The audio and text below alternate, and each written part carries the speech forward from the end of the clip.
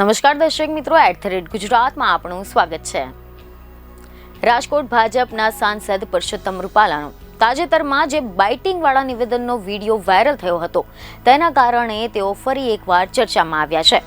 કારણ કે આપણે સૌ કોઈ જાણીએ છીએ કે ગુજરાતમાં દારૂબંધી છે અને આવામાં સ્વાભાવિક છે કે ખુદ ભાજપના જ નેતા બાઇટિંગ શબ્દનો પ્રયોગ કરીને કોઈ કમેન્ટ કરે તો વિડીયો જો એ વાયરલ થઈ જતો હોય તો જગ ચર્ચાનો વિષય બની જાય।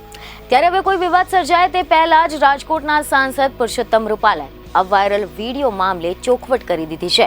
તો આની સાથે જ તેમણે એવો આક્ષેપ કર્યો છે કે આ વિડીયોને મારી મચકોડીને વાયરલ કરવામાં આવી રહ્યો છે। સૌપ્રથમ તમને જણાવી દઈએ કે સમાચાર એવા મળી રહ્યા છે કે સાંસદ પરસોત્તમ રૂપાલાનો એક તાજેતરમાં વિડીયો સામે આવ્યો હતો, જેમાં તેઓ મગફળી હાથમાં લઈને એવું બોલતા જોવા મળી રહ્યા હતા કે આ તો બાઇટિંગનો માલ છે, જેને લઈને ઇફકોના ચેરમેન દિલીપ સંઘાણી સહિત આસપાસ ઉભેલા લોકો પણ હસી પડ્યા હતા।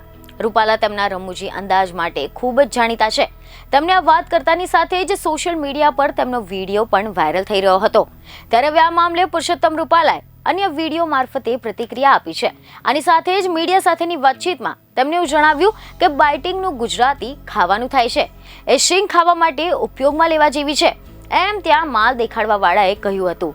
એટલો જ એ વિષય હતો, માર્કેટિંગ યાર્ડનો વિષય છે, મગફળીના ટેકાના ભાવની ખરીદીના પ્રારંભનો વિષય છે।